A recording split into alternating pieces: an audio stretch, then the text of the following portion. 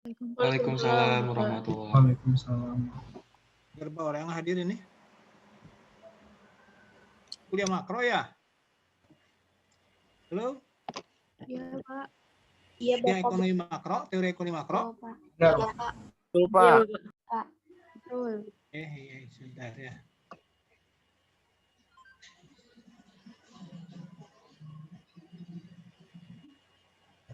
Screen. Sebentar ya. Kita kemarin kuliah sampai apa? Saya lupa lagi. Konsep dasar ya? Tuh, Iya, Bapak, betul. bahannya sudah dikirim sama saya belum? Yang kemarin, kuliah kemarin. Tuh, Belum, Bapak. enggak, udah dikirim belum bahan kuliah kemarin dari saya? Belum, Bapak. Belum. Ya, nanti saya kirim di grup ya. Terus spot ini kan sudah ada di spot ya, tinggal diisi. Anda nanti disamainkan sama KM-nya. Prof ya itunya di kehadirannya. Pertemuan 1, 2 punya diisi saja. Baik, Bapak. Caranya. Ya. Ini oleh ketua kelas ya. Iya, Pak. Baik. Ada yang ditanyakan? Kemarin selesai ya, tuntas konsep dasarnya sampai dengan makroekonomi sebagai sistem, tuntas kemarin.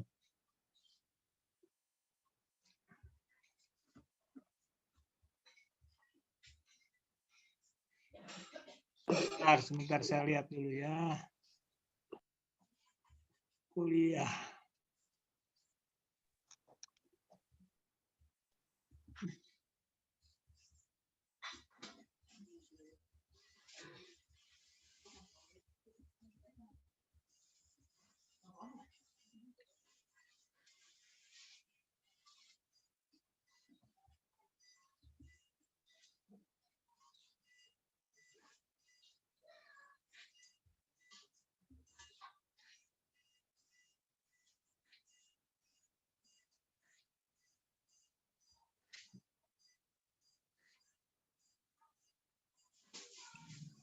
Assalamualaikum. Salam.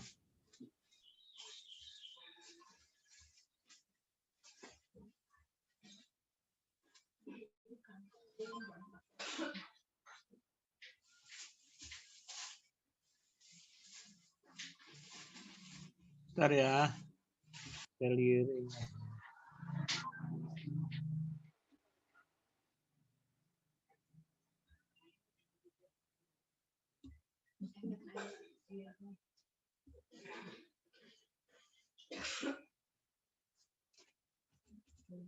Kemarin udah ini kan ya? Lo bisa dibaca di monitor enggak? Bisa, Bapak. Nah, ini sudah kemarin Bisa, Pak. sudah ya? Konsep dasar tuh sampai selesai kalau tidak salah. Iya. Iya, Bapak. Sudah sampai selesai. Sampai selesaikan sampai ke sistem ya. Oke, sampai ke sini ya. Ada pertanyaan? Oke, kita lanjut sekarang.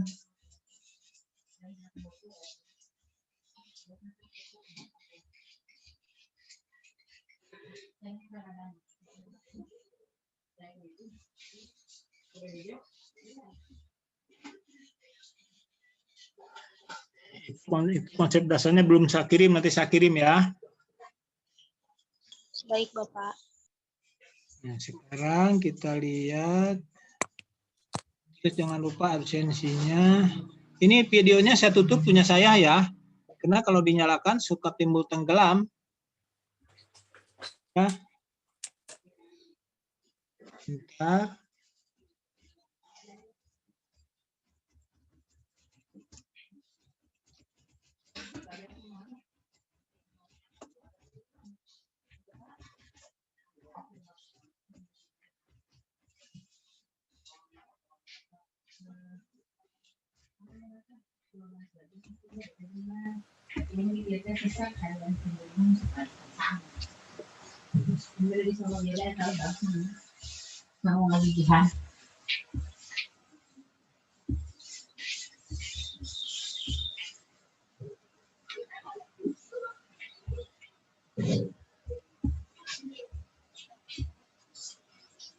Oke, sekarang kita lihat mengukur kegiatan makroekonomi ya.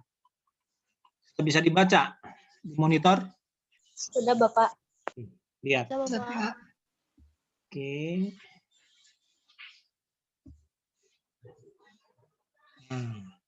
Mengukur kegiatan makroekonomi.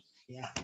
Jadi setelah Anda memahami konsep dasar, ya berikutnya kita bahas terkait dengan bagaimana mengukur kegiatan makroekonomi. Ini penting sekali ya Anda pahami untuk memahami materi-materi berikutnya. Karena dengan memahami bagaimana kegiatan makroekonomi diukur, nanti kita akan berhadapan dengan identitas makroekonomi dasar yang sangat penting Anda pahami ya terkait dengan mempelajari ekonomi makro. Kita lihat ya. Nah ini kita setelah Anda mengikuti kuliah ini, diharapkan Anda dapat menjelaskan PDB ya, inflasi dan suku bunga, pertumbuhan ekonomi, PDB dan pendapatan disposable. Nah, nanti masuk ke identitas makroekonomi dasar. Itu identitas yang disebut juga identitas makro dasar ya. Jadi memang sangat fundamental, harus Anda pahami karena akan pemahaman Anda terhadap identitas ini akan terus dibawa-bawa dalam materi berikutnya. Berikutnya kita lihat tentang konsep kesempatan kerja dan pengangguran. Pengangguran. Nah, ini nggak benar ya, nanti dibetulkan saja ya. Sampai dengan kurva Philip. Baik, kita mulai dengan PDB. Jadi, kalau bicara tentang PDB, nah kita coba bertanya dulu bagaimana makroekonomi memahami dunia nyata. Jadi sebetulnya ekonom ini bagaimana caranya para ekonom memahami dunia nyata. Nah, bagi pemerintah ya, data statistik makroekonomi itu digunakan untuk memantau kinerja makroekonomi dan merumuskan kebijakan. Itu penting bagi pemerintah data ini. Nah, saya ingin bertanya, siapa sih yang mencatat data makroekonomi ini? Yang bisa, silakan. Siapa yang mencatat data makroekonomi ini? Halo? Siapa? Yang bisa? Badan Pusat Statistik, Pak. Nah, BPS ya. Jadi yang mencatat data makro itu adalah Biro Pusat Statistik kalau di kita. Bank Indonesia semuanya mengacu ke BPS ya. Kalau terkait dengan moneter ya Bank Indonesia kita juga bisa mengaksesnya. Kadang-kadang juga International Monetary Fund juga mencatat, mengumpulkan data-data makroekonomi yang ada dalam satu negara tertentu. Bank Dunia juga sama. Yang jelas bahwa data-data makroekonomi itu tidak bisa dikumpulkan oleh orang-orang, tapi oleh satu lembaga tertentu, ya, yang kredibel untuk mengumpulkan dan menginformasikan data tersebut. Nah, di Indonesia, data makroekonomi dikumpulkan dan dipublikasikan oleh Biro Pusat Statistik.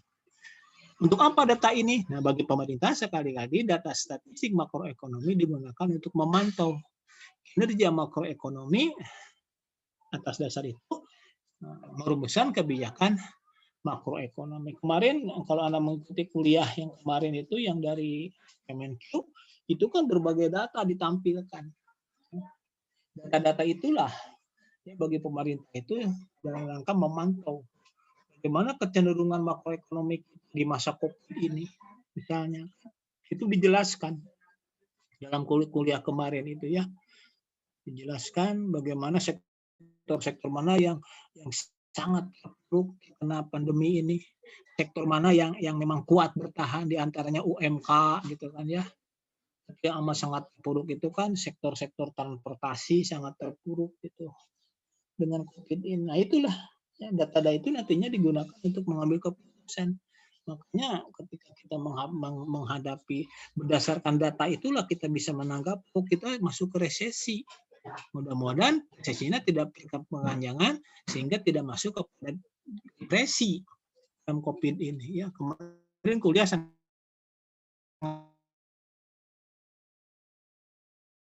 tugas ya terkait dengan itu. Ada tugas ya? Enggak. Bagaimana Bapak tadi putus-putus? Tugas enggak terkait dengan kemarin? Pertemuan sebelumnya. Ya, yang saya suruh mengikuti kuliah umum itu Enggak, Pak. Enggak ada Enggak. tugas. Enggak. Oke, nggak apa-apa. Kalau gitu hanya Anda, tapi Anda mengikuti ya. Yang saya share itu linknya di grup itu. Bagi ekonom, ya, data statistik makroekonomi digunakan sebagai informasi empiris untuk menguji dan mengembangkan teori. Itu bagi ekonom. Jadi beda kepentingannya kalau pemerintah mau untuk memantau makroekonomi dan kemudian merumuskan kebijakan selanjutnya. Nah, kalau bagi ekonom itu mencoba memahami apa ada masalah, nah, digunakan nantinya masalah itu akan dicoba dijawab.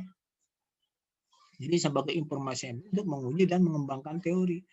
Data-data itulah ya ekonom menguji modelnya, menguji teori, ya menguji hipotesis dan mengembangkan teori.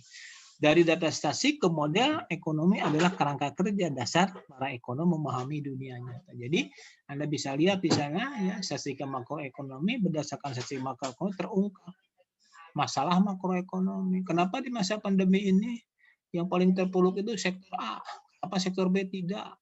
Nah, bagaimana mengatasinya supaya kita jangan terlalu resesinya terlalu dalam, jangan sampai resesinya mengalami dalam sekali ya. Sampai mendaki depresi, nah bagaimana mengatasinya? Nah dijawab deh, kaji dulu secara teoritis. Dirumuskanlah model. Nah berdasarkan model itu nantinya model-model tersebut setelah induktif dicoba diuji dengan data. Dari masalah ke teori itu indeduktif, ya. Teori jadi model, model diuji itu induktif. Nah, gitu.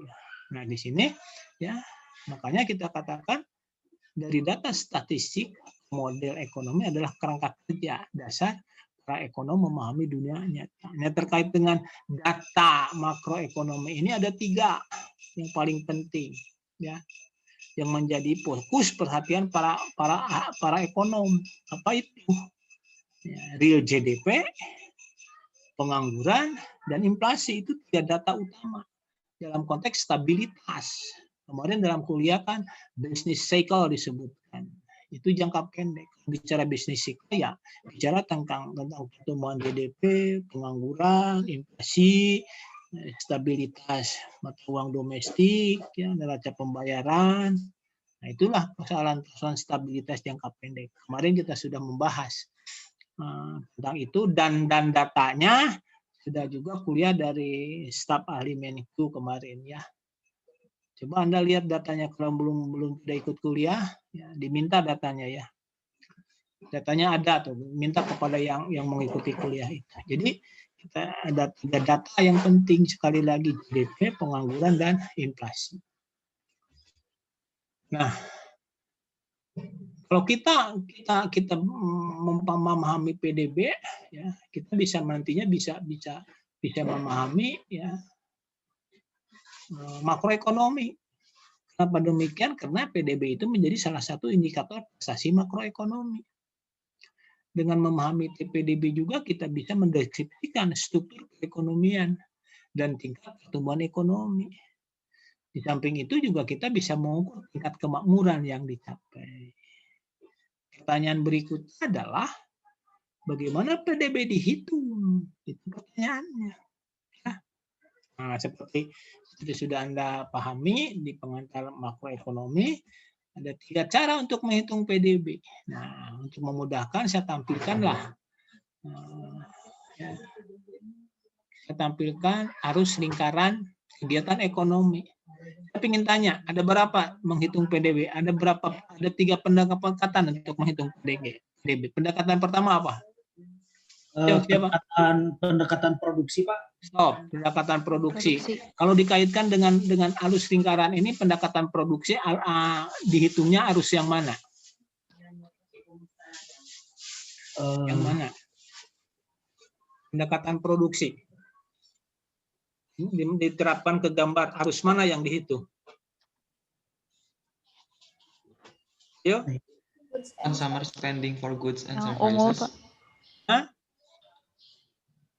Apa? Harus yang mana? Harus yang mana? Ayo.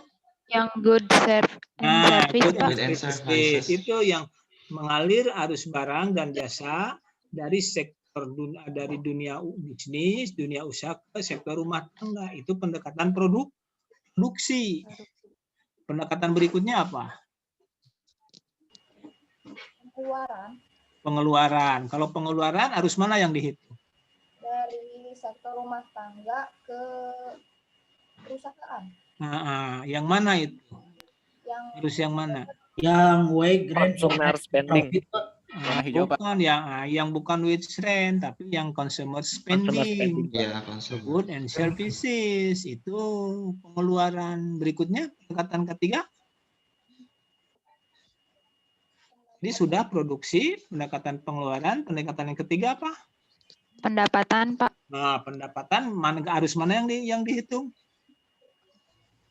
Oh, kalau yang ini yang wage rent. Pak. Nah, Yang itu yang rent, wage, rent, interest, interest, and profit. and profit. Oke, itu ya. Jadi ini pendekatan produk yang dihitung itu pendekatan produksi, good and services dihitung. Terus income approach, pendapatan. Nah, ini ya wage, rent, interest. Yang terakhir itu pengeluaran. Pengeluaran itu ya, nah ini spending, consumer spending, ya, gitu loh ya. Oke. Jadi 3 pendekatan, product approach, income approach, spending approach. Nah di Indonesia yang mana yang dipakai? Indonesia menggunakan pendekatan yang mana? Pendapatan, Pak. Pendapatan. Pendapatan. Terus apa lagi? Ayo siapa? Ayo bisa ya jawab ayo. Indonesia menggunakan pendekatan apa? Pengeluaran, apalagi? Jadi di Indonesia menggunakan apa? Menggunakan pendekatan apa? Ini ada yang berpendapat, ada pendapat lagi pengeluaran, apalagi?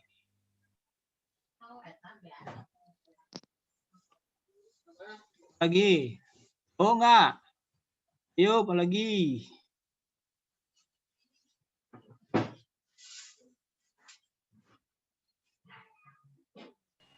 Apalagi? Hah? Pengeluaran. Udah tadi pengeluaran. Pendapatan. Pendapatan sudah. Apakah saya tanya lagi, apakah ketiganya dipakai? Indonesia? Dipakai, Pak, Dipakai. ketiganya. Hai, Pak. Hah? Dipakai. Salah. Yang dipakai di Indonesia cuma 2 yang dipakai. Pendekatan produksi dan pengeluaran. Pendapatan belum pernah dipakai di kita, terlalu mahal. Nah, yang dipakai itulah pendekatan produksi. Itu jadi yang dilihat itu sisi supply. Kalau bicara produksi, pendekatan produksi berarti supply side. Dan yang kedua pendekatan pengeluaran. Kalau bicara expenditure approach, ya berarti yang dilihat adalah demand side. Jadi kita itu hanya 2 itu. Supply side, pendekatan produksi, dan pendekatan pengeluaran, demand side. Lihat. Pendekatan produksi. PDB, nah kalau kita melakukan pendekatan produksi, kita bisa mendefinisikan PDB itu sebagai jumlah nilai produk akhir. Perhatikan, final goods, produk akhir yang dihasilkan oleh berbagai lapangan usaha atau sektor di dalam wilayah domestik.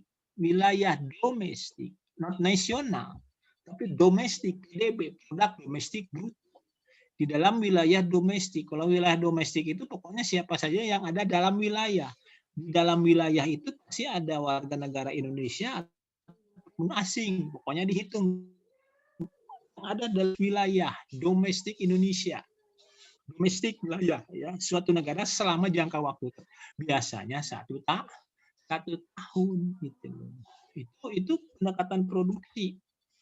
Jadi tapi kadang-kadang begini. Kita susah membedakan antara produk akhir dengan intermediate goods. Produk antara. Contoh. Kalau kita mengikuti tabel input-output, ya, pakaian itu kan berasal dari apa? Kalau pakaian yang ada Dari kain, Pak. baju yang ada dari kain. Ya. Jadi kain jadi baju kan berasal dari kain. Kain berasal dari apa? Benang. Benang berasal dari apa? Kapas, Pak. Nah, itulah tabel input output. Siapa yang membuat tabel input output ini? Anda ingin tahu tabel input output tentang berbagai sektor di Indonesia, kemana kita datang? BPS. Nah, ke BPS. Jadi kita lihat ya input output itu mulai dari sektor pertanian benang. Dari benang masuk ke sektor. Nah, dari benang masuk ke kapas semitinya, dari kapas dulu ya. Kapas kan pertanian. Masuk jadi benang, benang masuk ke sektor industri, manufaktur. Dari benang masuk lagi sektor industri pakaian. Dari pakaian ya baru masuk. Jadi baju itu lebih kegiatannya seperti itu. Asalnya dari kapas, tidak ada kapas jadi kapas. Nah, tapi kalau kapas itu kita pakai sendiri, itu jadi produk akhir. Dari rangkaian benang sampai dengan baju itu, baju adalah produk akhir. Kalau si kain itu dikonsumsi oleh kita sendiri, kita kaput sendiri, gitu, dijadikan baju dan tidak dijual, ya kain itu jadi produk akhir. Kalau dalam rangkaiannya tadi itu produk akhirnya itu adalah baju yang kita pakai yang dibuat oleh sektor manufaktur. Ya. Jadi dalam prakteknya sulit membedakan mana produk akhir dan mana produk antara. Kalau kita jumlahkan produk akhir dan produk antara, artinya kita menghitungnya jadi double. Kenapa demikian? Karena dalam produk akhir itu sudah ada produk antara. Di dalam benang sudah ada kapas. Dalam kain sudah ada benang. Dalam baju ada kain, nilai kain gitu loh ya. Makanya karena kesulitan itu sering juga PDB dihitung berdasarkan konsep nilai tambah. Maka lahirlah definisi lain dari PDB, yaitu PDB adalah jumlah nilai tambah, value added, atas produk yang dihasilkan oleh berbagai lapangan usaha di dalam wilayah domestik satu negara dalam jangka waktu tertentu. Itu definisi lain, karena kesulitan ya untuk membedakan mana produk akhir mana produk antara. Jadi di Indonesia lapangan usaha itu misalnya 11. Kita di mute ya yang bicaranya, tolong kedengaran ke sini. Tolong di mute, ganggu kuliah. Di Indonesia lapangan usaha tersebut meliputi 17 lapangan usaha atau dulunya 11, sekarang dirinci menjadi 17 lapangan usaha. Apa saja itu? Mulai dari pertanian sampai dengan 17 STU jasa lainnya. Ya. Jasa kesehatan kegiatan sosial itu 16, jasa pendidikan itu 15. Ya. Semua jadi 17 sektor sekarang. Dulunya 11.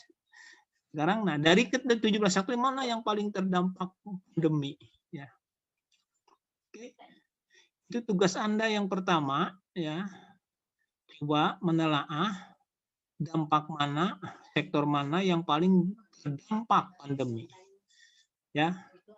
Besok minggu depan itu sudah dikumpulkan di ketua angkatan. Nanti ketua angkatan mengirimkannya ke saya dalam satu file, disatukan ya. Oke, Kak? Kak? Iya, Bapak, baik. Oke. Itu tugas Anda yang pertama.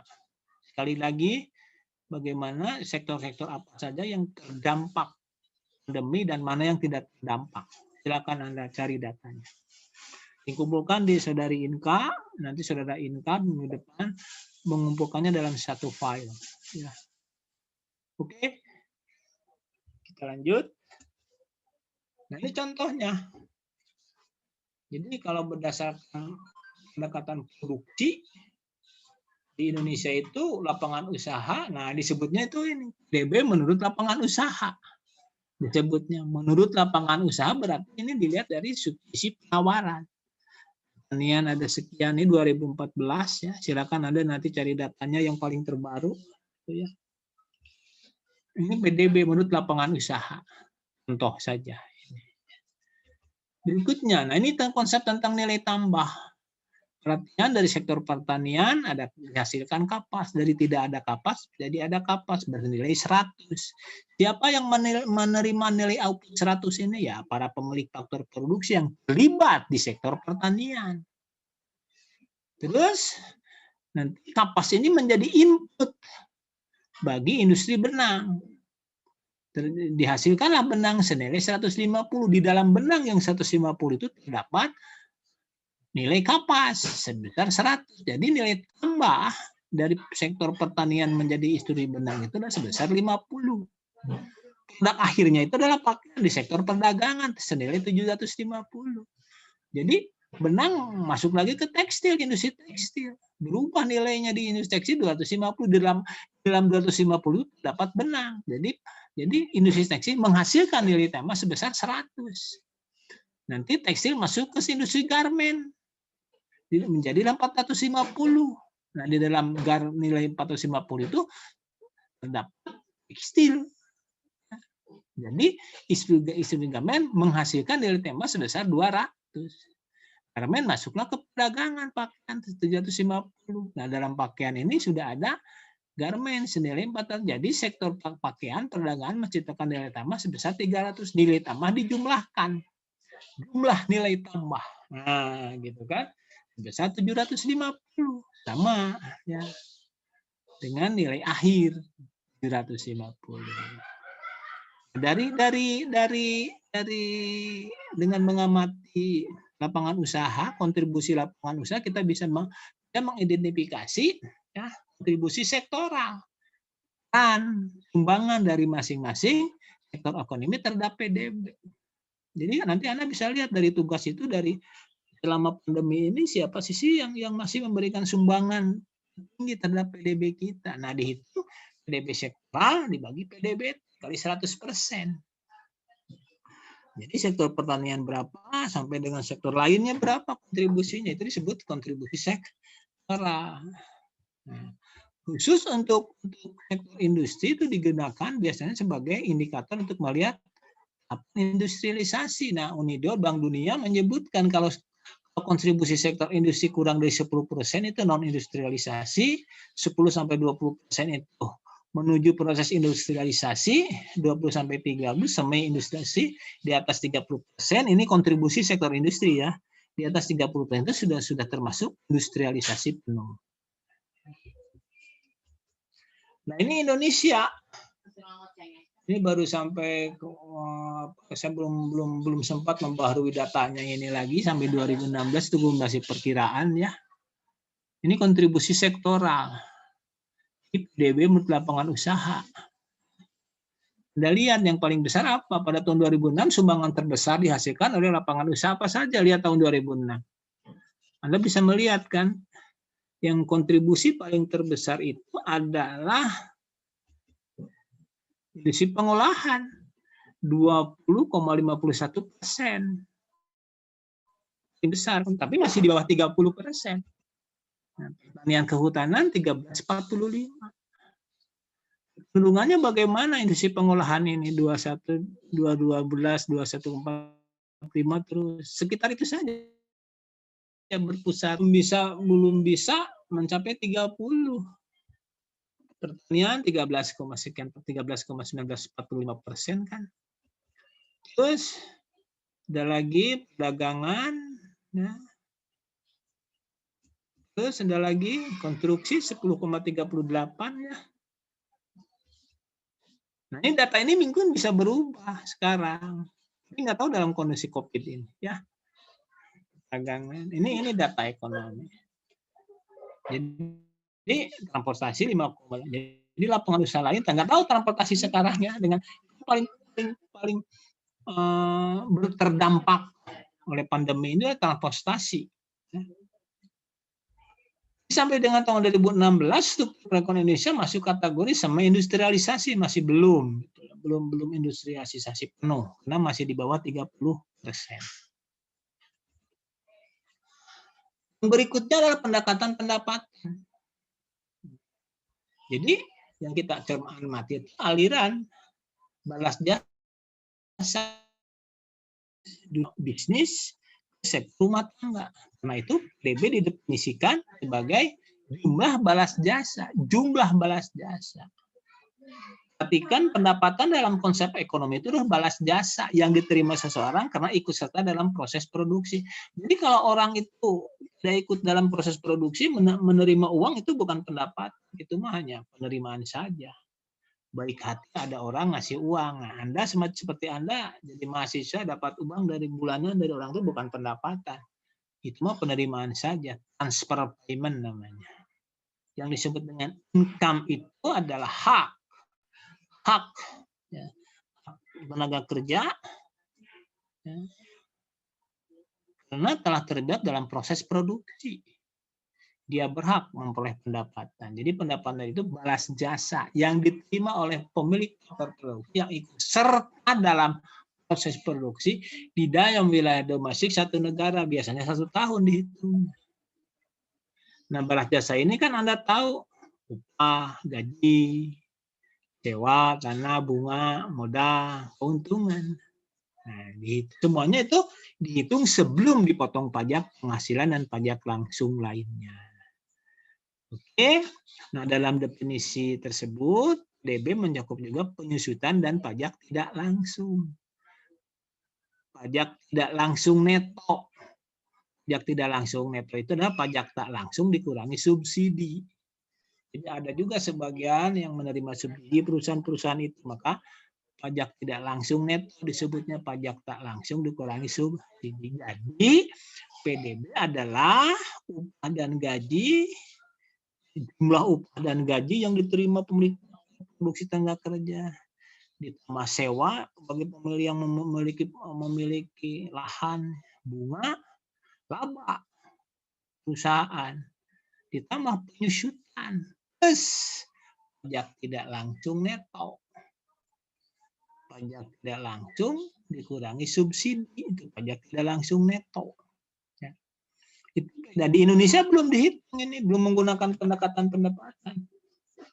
Di Indonesia itu baru menggunakan pendekatan produksi pengeluaran.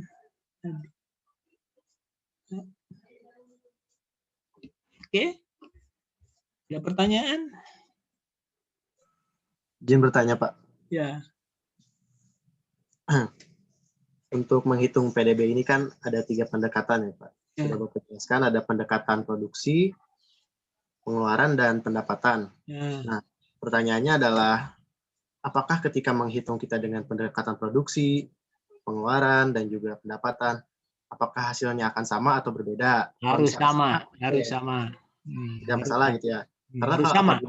Berbeda, nanti untuk menghitung pertumbuhan ekonomi itu ada rumusnya gitu kan, PDB tahun ini dikurangi PDB tahun sebelumnya. PDB tahun sebelumnya gitu, Pak. Ya. Harus sama ya, Pak? Ya, harus sama. Harus sama. Lihat saja di dalam circular flow ya, nanti kita akan jelaskan juga. Itu harus sama. Makanya ini tadi berdasarkan pendekatan pendapatan, supaya pendekatan pendapatan itu sama dengan pendekatan produksi, maka ke dalam pendekatan PDB pendapatan itu harus ditambahkan 2 koreksi, penyusutan dan pajak tidak langsung neto. Kalau ini tidak dimasukkan, tidak akan sama. Kenapa penyusutan dan pajak tidak langsung neto masuk ke dalam pendekatan pendapatan? Karena penyusutan pajak ini sebagai pembentuk harga pasar. I dalam produk akhir itu kan dihitung berdasarkan harga pasar. Di dalam harga pasar itu sudah dihitung biaya produksi. Biaya produksi itu kan bayar upah, bayar gaji, bayar sewa, bayar bunga, bayar entrepreneur lah yang dibayarkan ke entrepreneur. Nah, itu kan pendapatan cek sektor rumah tangga, dari cek sektor produsen biaya semuanya itu. Bisa dipahami? Makanya penyusutan harus dipandang sebagai biaya. Sebagai pembentuk harga pasar. Produsen akan menghitung harga produknya yang dijual pada dasar biaya, termasuk penyusutan dimasukkan ke dalam. Kalau makanya penyusutan pajak tidak langsung itu kan dibayar oleh produsen dulu, baru dikenakan kepada konsumen. Makanya dimasukkan. Itu loh, ngerti? Paham? Yang bertanya barusan? Ya, paham, Pak. Berarti harus sama ya, Pak? Paling juga yang disebut dengan diskrepensi statistik itu sangat kecil sekali, perbedaan menghitung saja dari pembulatan misalnya, tapi itu tidak berarti, tidak besar itu diskrepensi statistik itu. Secara konseptual, ketiganya harus menghasilkan angka yang sama. Ada lagi pertanyaan? Ada lagi? Oke, tidak lanjutkan. Nah, pendekatan pengeluaran. Kalau pengeluaran itu ya dari sisi pengeluaran.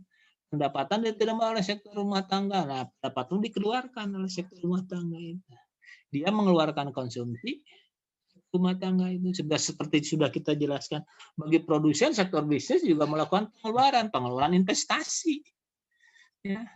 Di samping itu juga ada pengeluaran lain. Siapa ya? Sesuai dengan pelaku ekonomi makro, pemerintah melakukan pengeluaran, berbagai pengeluarannya dalam rangka mengurus negara. Belanja negara, ada belanja konsumsi, belanja barang, belanja pegawai, ya pengeluaran konsumsi pemerintah. Di samping itu, karena kita juga terlibat dengan perdagangan luar negeri, maka ada pengeluaran untuk membeli barang-barang yang datang dari luar negeri, atau pengeluaran dari luar negeri yang membeli barang kita, maka muncullah ekspor impor. Jadi, dilihat dari pendekatan pengeluaran, PDB adalah jumlah nilai produk atau barang dan jasa yang dihasilkan oleh negara untuk digunakan sebagai konsumsi akhir masyarakat. Nilai produk yang digunakan sebagai konsumsi akhir masyarakat. Jadi konsumsi akhir di sini adalah penggunaan produk dalam bentuk barang atau jasa yang tujuannya untuk fungsi habis, atau tidak untuk diproses lebih lanjut, yang direalisasikan dalam bentuk pengeluaran konsumsi rumah tangga C. Nah, pengeluaran konsumsi lembaga non profit rumah tangga sama juga ini sebetulnya pengeluaran konsumsi juga. Ini istilah BPS saja. Pengeluaran konsumsi pemerintah G, pembentukan modal tetap domestik bruto. Ini pengeluaran investasi. Perubahan inventory juga investasi dan ekspor neto. Jadi pembentukan modal tetap domestik bruto plus perubahan inventory itu adalah investasi. Jadi dalam pengertian investasi dalam makroekonomi itu bukan membeli saham. Itu mah dalam pengertian manajemen keuangan. Pengeluaran investasi dalam konteks makroekonomi adalah pembelian barang-barang modal real, seperti akan kita jelaskan nanti. Apa saja barang modal real? Yaitu mesin-mesin pabrik, ya, peralatan produksi saja, terus gedung-gedung pabrik, ya. Dan membangun rumah baru itu investasi, ya. Termasuk komponen investasi. Kalau Anda membangun rumah baru, itu investasi dalam makroekonomi. Itu menciptakan kesempatan kerja yang begitu. Gedung pabrik, melakukan proses produksi, perlu gedung pabrik, perlu mesin-mesin. Nah, itu menciptakan kesempatan kerja. Atau yang terakhir itu ada inventory, perubahan stok barang di gudang. Barang-barang yang dihasilkan tapi belum terjual. Nah, itu investasi, merupakan kesediaan investasi. Ditambah nanti ekspor neto. Jadi PDB adalah ditambah I, tambah G, ditambah X, min M. Nah, inilah. Makanya pendekatan pengeluaran sering disebut sebagai sisi permintaan. PDB dihitung berdasarkan sisi permintaan. Kalau dari segi produksi, PDB dihitung dari sisi penawaran. Oke. Bentar dulu.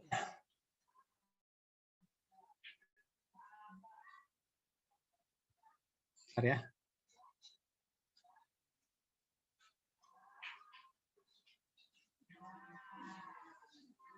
Bentar.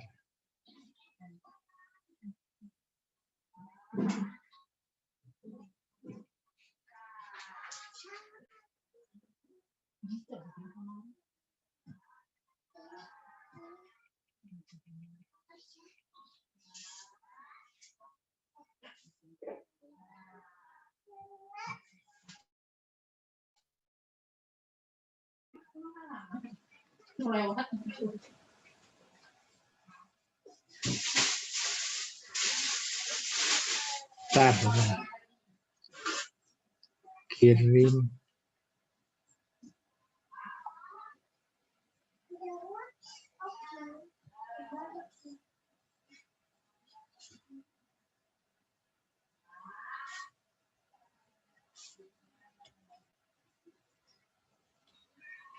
Oke, kita lanjut. Ini yang saya jelaskan tadi yang disebut dengan pengeluaran investasi itu apa? Sekali Sekali lagi investasi itu ya untuk membeli barang-barang modal disebut dengan peak investment. Ya, seperti itu mesin-mesin, ya, alat produksi, ya, gudang dan sebagainya.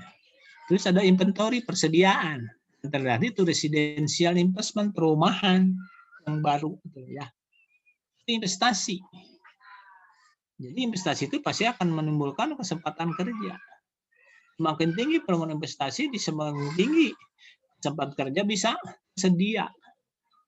Bisa dipahami kan, bangun rumah kesempatan kerja kan, orang perlu tenaga kerja untuk mengerjakannya, apalagi menjalankan pabrik, banyak orang dibutuhkan.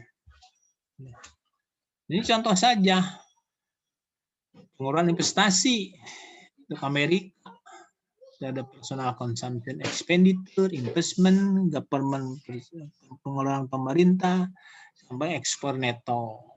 Ini adalah GDP. Dalam dilihat dari sisi pengeluaran, dari sisi permintaan. Ya. Oke. Nah ini Indonesia. Jadi di Indonesia berdasarkan harga berlaku menurut penggunaan. Nah, penggunaan konsumsi rumah tangga, konsumsi itu LNR, apa ini lembaga-lembaga yayasan ya non profit, konsumsi pemerintah, pembentukan modal tetap bruto, ini investasi, perubahan dan seterusnya. Yang dimaksud dengan diskrepansi statistik yang itu saya jelaskan tadi, perbedaannya sedikit saja. Perbedaan bukan substansial, tapi karena perbedaan pembulatan secara statistik, penjumlahan gitu, bukan dalam perbedaan secara konseptual. Nah ini PDB, bedanya PDB dan PNB sekali lagi di Indonesia itu hanya dua yang dipakai, ya, pengeluaran dan produksi. Nah berikutnya di Indonesia juga dibedakan antara PDB dan PNB. Jadi kalau PDB Indonesia jenis pengeluaran itu C tambah I ditambah G, C tambah G tambah I tambah X dikurangi M, jadilah PDB. Jadi PDB itu adalah tambah I ditambah G ditambah X min M. Untuk bisa menjadi konsep pendapatan nasional grup nasional dari domestik ke nasional, maka ada koreksi terhadap angka PDB, dikoreksi dengan apa yang disebut dengan pendapatan neto terhadap luar negeri faktor produksi.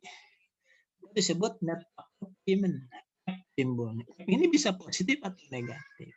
Nah, saya tanya kepada Anda, apa sih yang dimaksud dengan pendapatan neto terhadap luar negeri ini? Atau net payment ini? Apa itu? Ada yang bisa? Silakan. Pendapatan yang di Indonesia sama yang orang Indonesia di luar negeri, bukan Pak? Apa gimana? Kedengaran? Kan orang yang ada di Indonesia sendiri dengan pendapatan orang Indonesia yang ada di luar negeri. Oh, tidak hanya orang Indonesia tapi perusahaan orang asing di kita, perusahaan kita. Iya, intinya seperti itu. Artinya kalau net faktor payment-nya positif, Sinta, apa artinya? Kalau net faktor payment ini positif, apa artinya? Itu kan bisa positif, bisa negatif. Apa artinya? Sinta.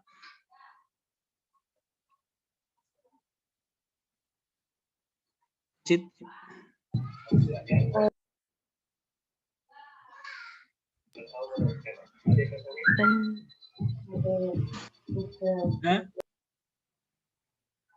Apa? Yang lain, Asep Setiawan, bisa? Iya Pak, iya Pak. Ya, Pak. F positif itu apa? Kalau positif itu artinya ekspor lebih besar daripada impor, Pak. Ngaco. Kalau negatif sebaliknya, Pak, impor itu lebih besar. Ngaco. Yolanda, nilai F positif itu apa artinya? Yolanda, mana Yolanda? Halo, Yolanda. Pak. Ya, nilai E positif apa artinya? Faktor payment positif apa artinya?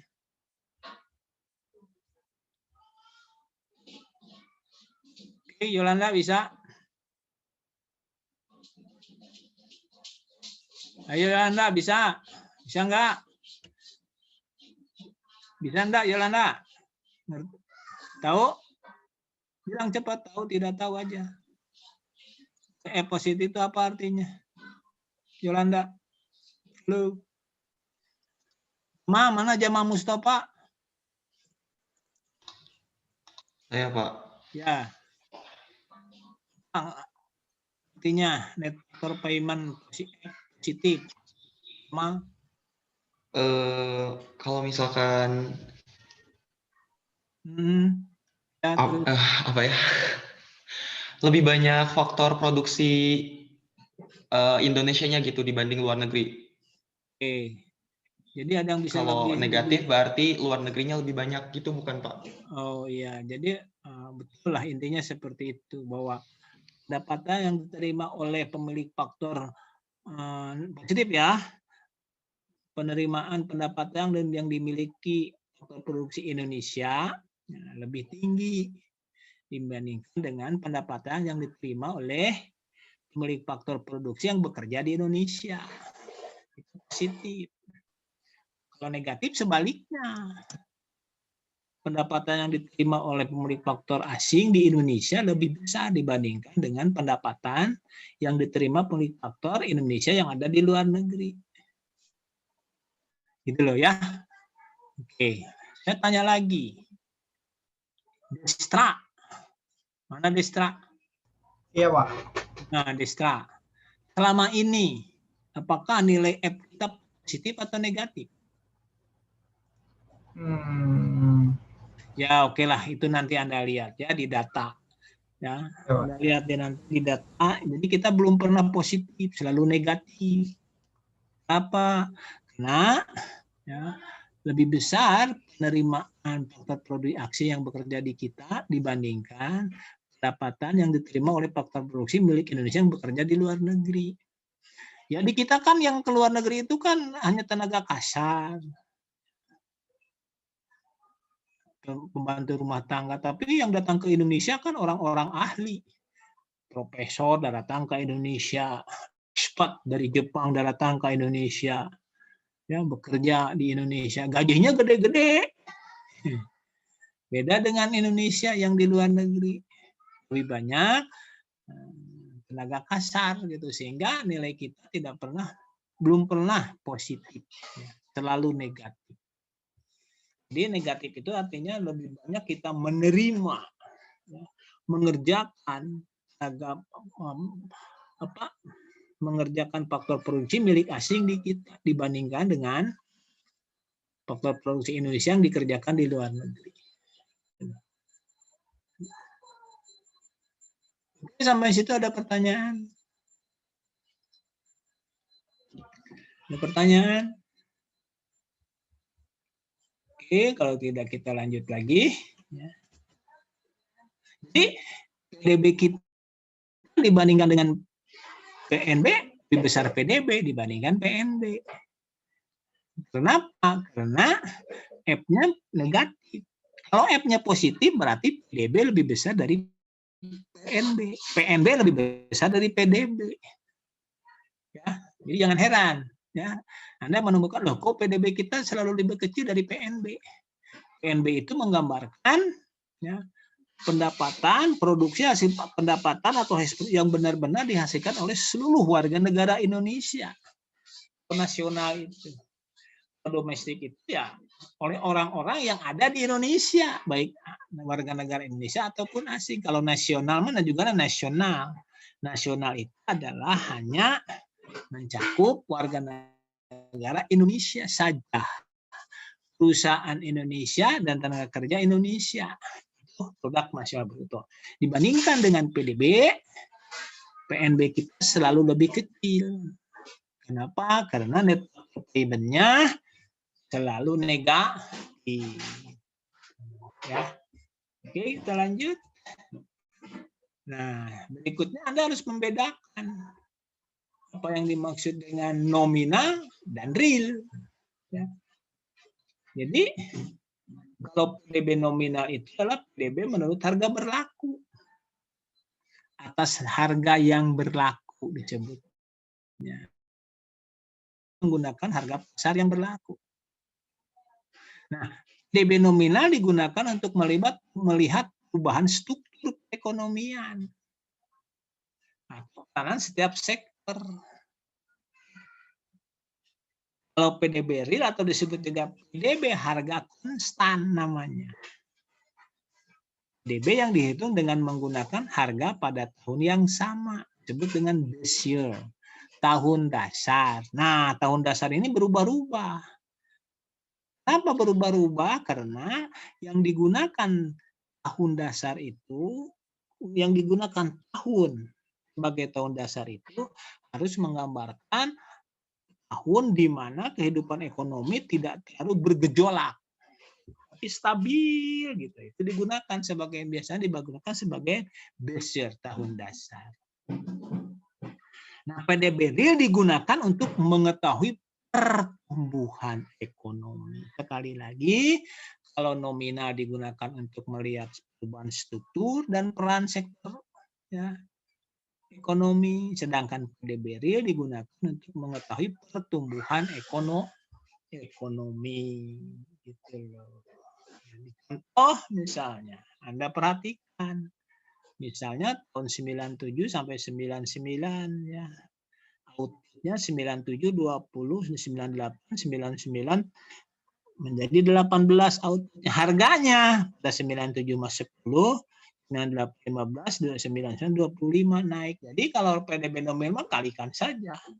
20 kali 10, 18 kali 15 terusnya. Sehingga kalau kita gunakan PDB nominal, PDB kita terus meningkat dari 200 ke 270, dari 270 ke 405. Padahal secara real malahan turun dari 97 ke 98. Asalnya misalnya 20 pasang sepatu berkurang jadi 18 pasang sepatu. Jadi kesejahteraan kita turun sebetulnya. Kalau 98 ke 99 tetap. Tetapi nilainya naik secara nominal. Kenaikan tersebut jadi bukan karena output realnya yang naik, tapi karena harganya yang berubah dari 10 ke 15, dari 15 ke 25. Karena itu kalau kita ingin melihat pertumbuhan ekonomi, yang kita lihat itu jumlah output realnya naik atau tidak. Kalau kita lihat pertumbuhan ekonomi dari 20 ke 18 kan turun. 18 ke 8 kan tetap. Tidak lebih banyak barang yang bisa dinikmati, malahan dari 97 ke 98 barang yang bisa kita nikmati berkurang dari 20 ke 18, jadi turun. Kalau kita hitung dengan menggunakan PDB real, kita hitung saja misalnya tahun dasarnya adalah tahun 97, dikalikan saja 20 kali 10, 18 kali 10 dan seterusnya, kelihatan turun dari 200 ke 180. Itulah gunanya kita menggunakan PDB real, PDB menurut harga konstan. Tujuannya untuk melihat pertumbuhan ekonomi, dan pertumbuhan ekonomi itu menggambarkan sejauh mana masyarakat bertambah sejahtera atau tidak. Sejauh mana sejahtera itu kan masyarakat dengan mudah bisa memperoleh barang dan jasa yang dibutuhkannya. Oke. Nah, tahun dasar ya. Sejak tahun 2015 di Indonesia menggunakan tahun dasar 2010. Sebelumnya menggunakan tahun dasar 2000. Nah, perhitungan PDB dengan tahun dasar baru tersebut telah dihitung mundur sampai dengan tahun 2010. Jadi berubah-ubah tahun itu. Tadi saya sudah jelaskan. Ekonomi yang relatif stabil. Gitu. Ya, oke. Ini contoh. Sebuah perekonomian hanya menghasilkan 2015, produknya apa dan seterusnya, jumlahnya 200, harganya itu ada di 2012, jumlahnya juga sama, harganya juga ada. Apple itu dari harga dari 0,5 dolar menjadi 0,6 dan seterusnya. Pertanyaannya, jika tahun dasar digunakan tahun 2005, GDP nominal dan GDP untuk tahun 2000 dan 2015. Silakan Anda hitung dulu ini. Ambil kertasnya, pensilnya, hitung oleh Anda. Ambil kalkulatornya, pakai Excel saja mudah. Hitung ya. GDP nominal dan GDP untuk tahun 2015 dan tahun 2012.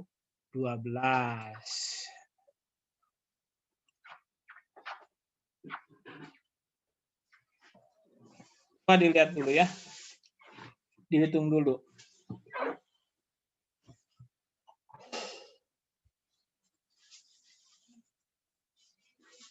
Nah, tahun dasarnya digunakan tahun 2005.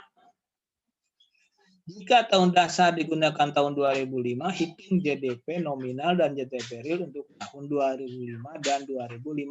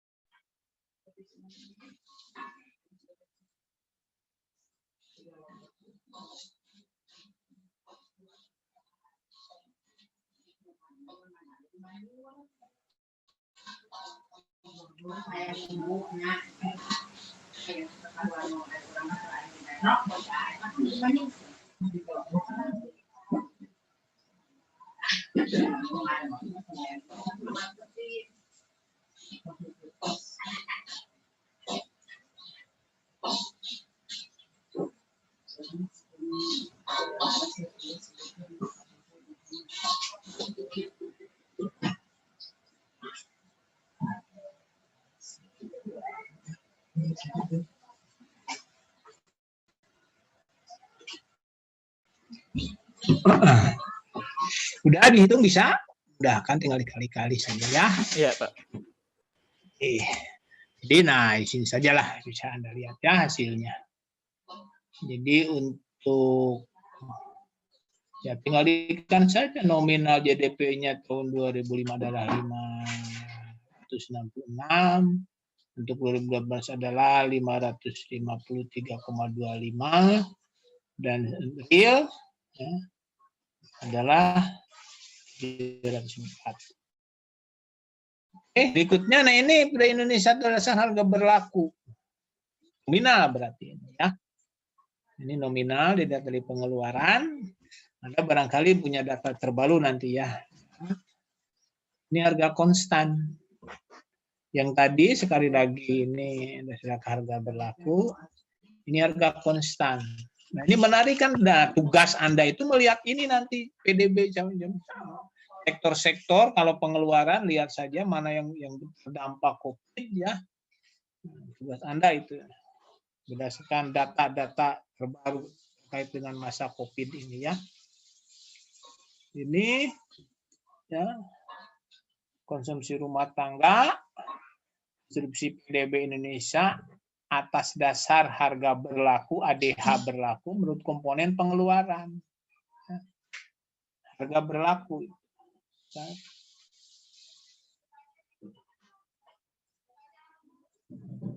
Bentar ya.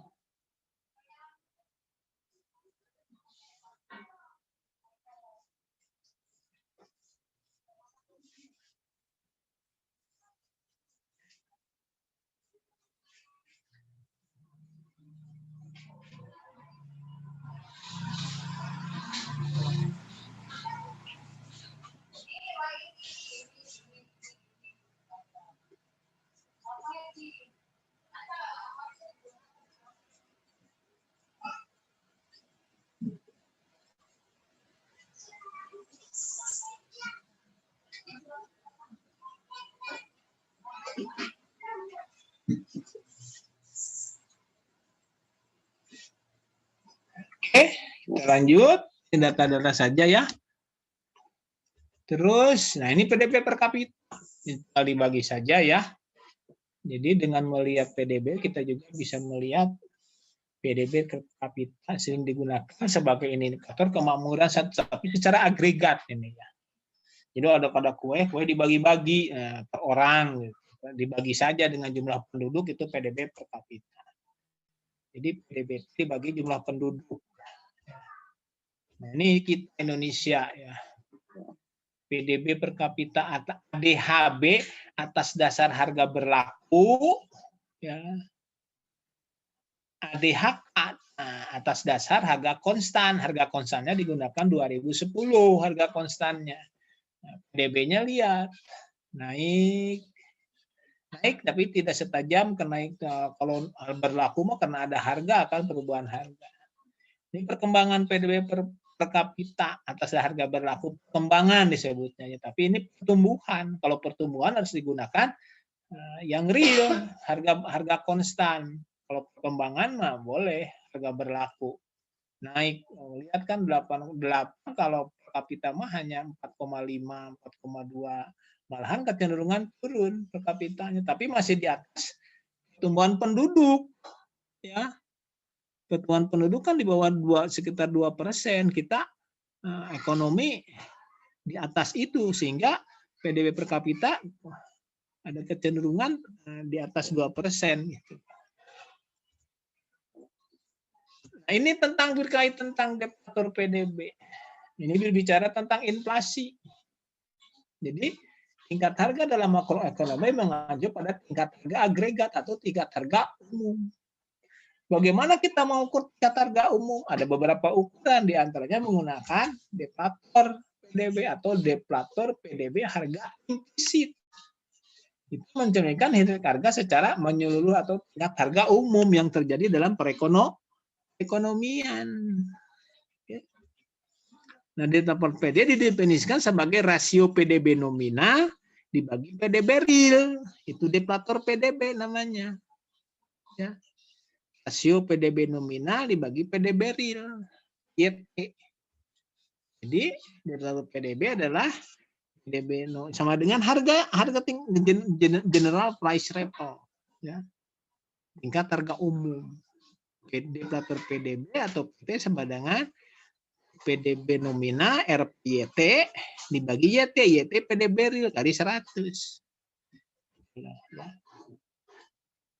Oke.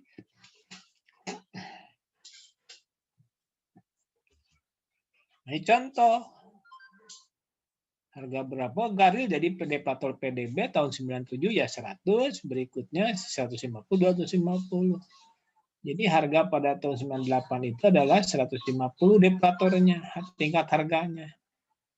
99 naik itu. Jadi ini bisa deflator bisa mengukur laju inflasi dengan angka deflator ini. Jadi harga-harga pada tahun 97 ke 99 telah naik dari 100 menjadi 150. Dari 150 naik menjadi 200. Berapa persen? Itulah laju inflasi. Ya. Nah, di Indonesia ini adalah harga atas data harga berlaku, atas harga konstan di bawahnya PDB Indonesia. Nah, bisa diperoleh kan deflatornya. Nah, ini implisit data komponen pengeluaran. Ya. Oke. Nah, ini kembali lagi ke sana. Jadi inflasi itu menunjukkan naiknya harga barang-barang dan jasa secara umum dan terus-menerus. Jadi kita lihat dari tahun 98 telah naik harga barang jasa pada tahun 9 telah naik sebesar 50%, sedangkan pada zaman naik sebesar 66,67%. Itulah laju inflasi. Nah, ini contoh. Nominal ini di Amerika. Jadi nominal 2009 itu 14,sekian bilion, 2011 sekian bilion. Jadi deflator PDB tahun 2009 tinggal dibagi saja. 2009 sebesar 109,6 deflatornya pada tahun 2010 menjadi 110,7. Jadi laju inflasinya adalah dari 2009 ke 2010 adalah 1%. Jadi kita katakan telah terjadi kenaikan harga sebesar 1% antara tahun 2009 sampai 2010. Ya, itu inflasi. Alternatif untuk menghitung tingkat inflasi, ya ini inflasi rate, pertumbuhan nominal, GDP nominal dikurangi pertumbuhan GDP real, itu inflasi, tingkat inflasi. Itu menurut Miskin. Jadi bisa saja kita menghitung laju inflasi ya, dengan membandingkan antara pertumbuhan GDP nominal ya, kurangi pertumbuhan GDP real. Itulah inflasi. Ya iyalah kan kalau kita bisa paham, kalau dalam nominal kan ada perubahan harga, kalau dalam GDP kan harganya juga dianggap konstan. Jadi perubahannya itulah. Ketika kita membandingkan data nominal, GDP nominal dibagi GDP real, ya itulah laju inflasi. Sebesar itulah inflasi. Yang digunakan lain juga adalah indeks harga biasanya digunakannya. Indeks harga konsumen biasanya, atau indeks harga produsen. Jadi ya akan mengukur biaya yang dibayar konsumen untuk membeli sekelompok barang konsumsi tertentu. Jadi indeks harga produsen mengukur biaya yang dikeluarkan produsen untuk membeli sekelompok barang tertentu pula. Sejak tahun 2014, indeks harga konsumen mencakup 82 kota di seluruh Indonesia meliputi 859 komoditas ya. Dan menggunakan tahun 2000 terkait dengan konsep inflasi ini, Bank Indonesia dengan menggunakan indikator indeks harga konsumen telah menguraikan inflasi menjadi dua komponen, yaitu yang pertama inflasi inti dan disebut juga noise inflation. Ya. Jadi komponen ini bersumber dari gangguan temporalis sisi penawaran agregat. Nah, sekarang disebut noise. Jadi kan adanya COVID ini ganggu supply side-nya. Itulah noise inflation. Tapi kalau bicara tentang core inflasi dari pengaruh kebijakan moneter disebut inflasi inti. Ini tingkat bunga. Tadi ada inflasi, tingkat bunga ini ya. Jadi tingkat bunga itu biaya atas dana pinjaman atau balas jasa atas dana yang ditabung, itu tingkat bunga.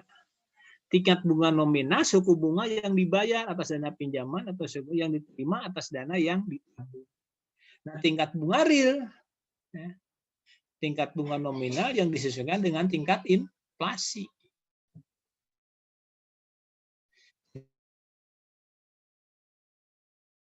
Dan apa ini? Apa ini simbol apa ini? Apa ini namanya dipanggil apa nih? Atau apa ini? Itu tingkat inflasi ya. Jadi kita peroleh persamaan 1. Ya. Jadi tingkat bunga itu, tingkat bunga real adalah selisih antara perbedaan tingkat bunga nominal dan tingkat bunga dan tingkat inflasi. Tingkat bunga nominal ada jumlah tingkat bunga real dan tingkat inflasi. Selalu begitu hitungnya ya. Selalu dibedakan antara tingkat bunga nominal dan tingkat bunga real. Ini pertumbuhan ekonomi. Jadi sekali lagi pertumbuhan ekonomi itu kenaikan PDB real. PDB harga konstan. Kalau kita bicara PDB, fluktuasi atau gelombang naik turunnya pertumbuhan PDB real suatu perekonomian itu selama periode tertentu disebut siklus bisnis. Ya, ngitungnya bisa year on year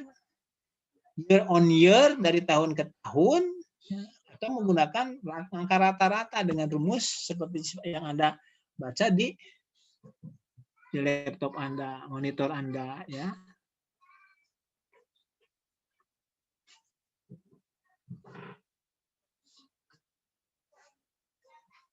Oke. Bentar ya. Nah, gitu. Ini contoh. Nah, kalau kita hitung dari tahun ke tahun, year on year, itu pertumbuhan ekonomi kita dari mulai 98 sampai 2003 tahun ini. Tapi kita juga bisa melihat rata-rata selama periode 94 sampai dengan 2003 menggunakan rumus yang bisa Anda baca di monitor Anda. Jadi selama pertumbuhan 94-25 itu adalah sebesar 2,54%. Gitu loh. Itu menggunakan rata. Kalau digambarkan ya seperti ini. Rata-rata selama 95 sampai 23 ya tetap 2,45. Tapi kalau dilihat per tahun, mulai 822 terus negatif krisis moneter kan. Tahun 97-98 ini minus 13,3. Nah kita juga sekarang kan minus berapa persen? 5%. Karena dampak COVID. Nah kalau rata-ratanya selama 95 sampai 2003 itu sebesar 2,54%. Gitu ya. Nah ini pertumbuhan ekonomi Indonesia, harga konstan. Ya. Ekonomi negara ASEAN ini masih harus diupdate lagi dengan data-data terbaru, apalagi masa COVID ya.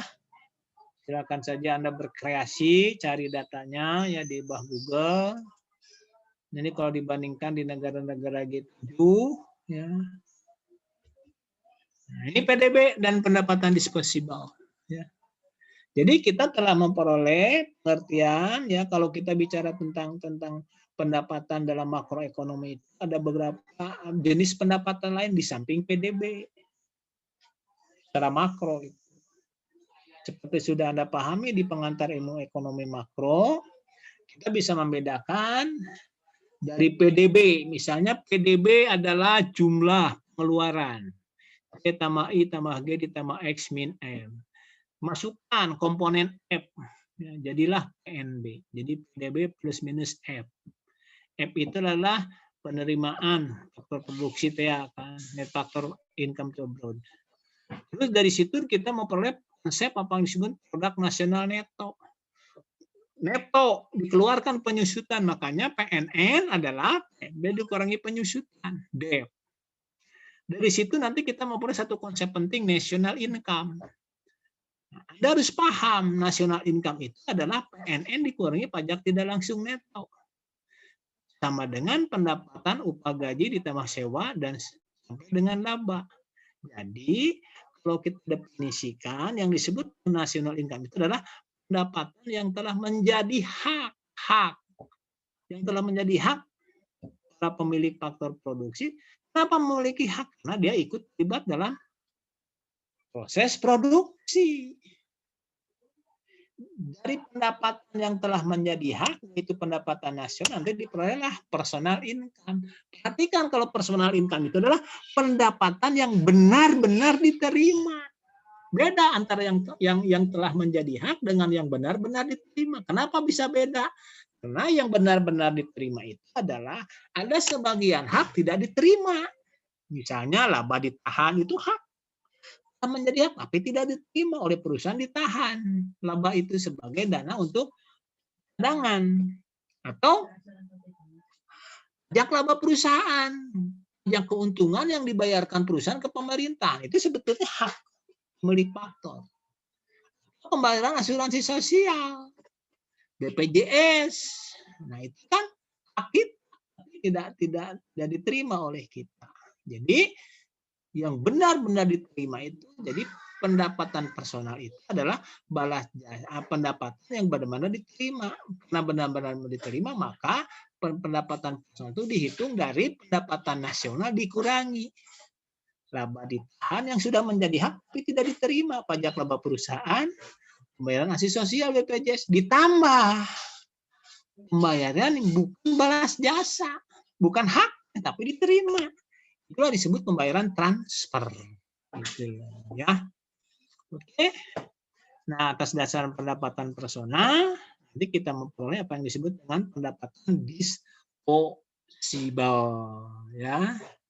Pendapatan disposable itu adalah ya, pendapatan personal dikurangi pajak pendapatan personal. Pajak pendapatan di sini, pajak langsung, ya, makanya diperoleh disposable income, pendapatan yang tersedia, yang siap dibelanjakan untuk konsumsi atau ditabung. Jadi kita memperoleh 6 konsep pendapatan dalam pengertian Marco PDB, PNB, PNN, ya, produk nasional neto, national income, personal income, dan pendapatan disposable. Nah, dari pemahaman ini selanjutnya kita bisa merumuskan sebuah persamaan yang disebut dengan persamaan identitas. Perhatikan identitas equation. Namanya juga persamaan identitas, kesamaan, hubungannya pasti. Gitu, ya. Nah, untuk itu kita coba lihat. Nah, sebentar ini saya lihat dulu, ini Indonesia ya. Di sini hanya PDB atas harga berlaku, dikurangi penyusutan, minus pajak tilang rengsok, plus pendapatan faktor pendapatan nasional, plus penilaian transfer, jadi pendapatan disposable, dan seterusnya. Gitu ya. Silakan Anda dilihat. Ini untuk Indonesia. Jadi sekali lagi ya. Pajak tidak langsung neto itu pajak tidak langsung minus subsidi, ya. Diperoleh pendapatan atas faktor produksi dari luar negeri neto nomor 4 yang diterima yang dibayarkan, itu ya kan, yang F itu semuanya negatif, jadilah pendapatan nasional, ditambah pemberian transfer, jadilah pendapatan disposable. Tambah simpel reform PDB per kapita nantinya. Oke, lanjut. Nah, sekarang kita rumuskan identitas makro dasarnya. Asumsinya, nah, kita abaikan penyusutan, kita abaikan pajak tidak langsung, dan kita abaikan F. Apa yang kita maksud dengan pendapatan itu adalah PDB, bukan Y. Oke, jadi kita mengabaikan penyusutan, pajak tidak langsung, dan F. Ya. Sehingga persamaan yang pertama, market price. Ya. Kita rumuskan Y sama dengan dinilai harga pasar T tambah I ditambah G ditambah X min M. Itu persamaan yang pertama. Yang kedua, national income factor cost atau Y basic price. Kita peroleh Y sama dengan YD disposable income ditambah pajak ditambah pembayaran transfer. Itu pendapatan disposable. Nah, pendapatan kalau dirumuskan dilihat menurut faktor cost. Sekali lagi, faktor cost Y sama dengan YD disposable income ditambah pajak dikurangi pembayaran transfer. Kita tahu YD itu itu adalah C plus S, sehingga kita bisa merubah mengganti YD dalam persamaan 2 oleh persamaan 3 diperoleh persamaan 4. Jadi Y sama dengan C plus S ditambah TX min TR. Gitu loh ya.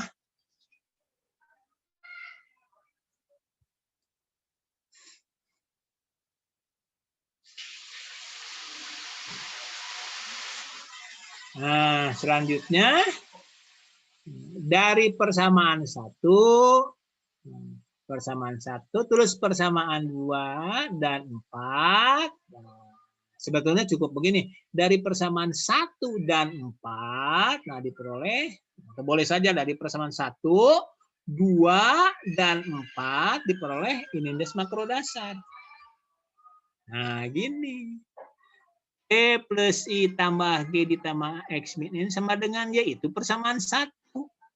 Y sama dengan YD ditambah TX min TR, itu persamaan 2. Sama juga Y sama dengan C plus S ditambah TX min TR, itu persamaan 4. Sama saja ya.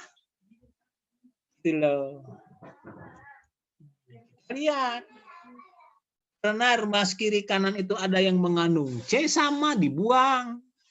Ruas kiri C plus I, ruas kanan C plus S. Nah, C-nya kan sama-sama C.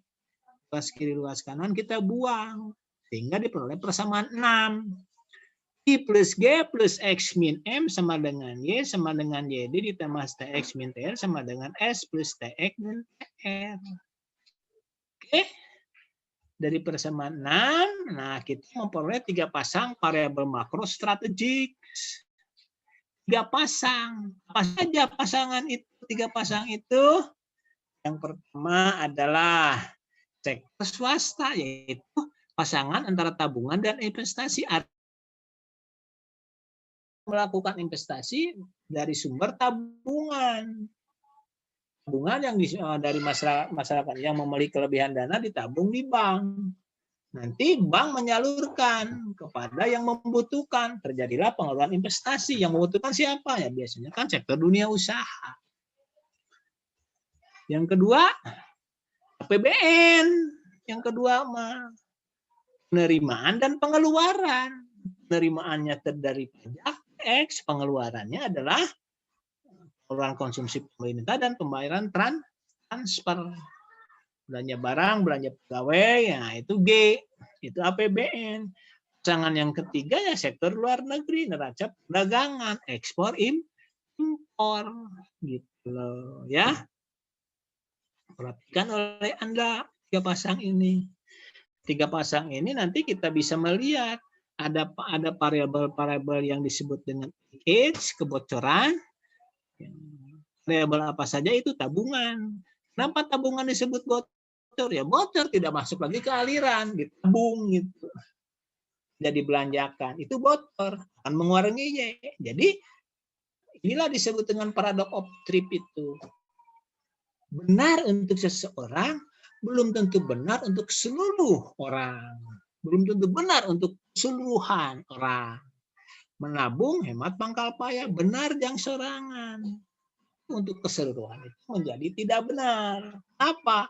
Kalau sararea nabung, konsumsi berkurang. Kalau konsumsi berkurang, ya akhirnya pendapatan juga akan berkurang. Justru akan mengurangi pendapatan secara keseluruhan. Itu yang disebut dengan paradox of trip. Ini belum benar untuk seseorang, belum tentu benar untuk semua orang. Yang jelas, leakage. Ya, mengurangi pendapatan itu nanti.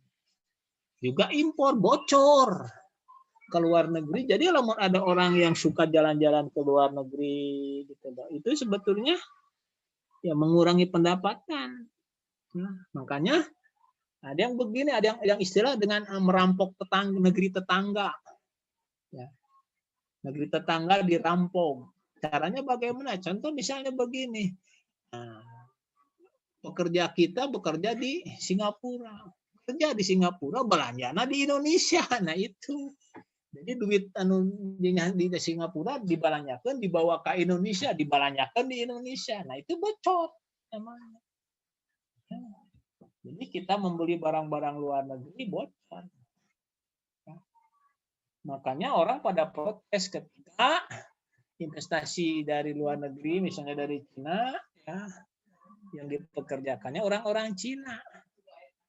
Pendapatannya dihasilkan di Indonesia, belanjanya di negeri mereka masing-masing, uangnya ditempel ke sana, itu dirampok begitu tetangga.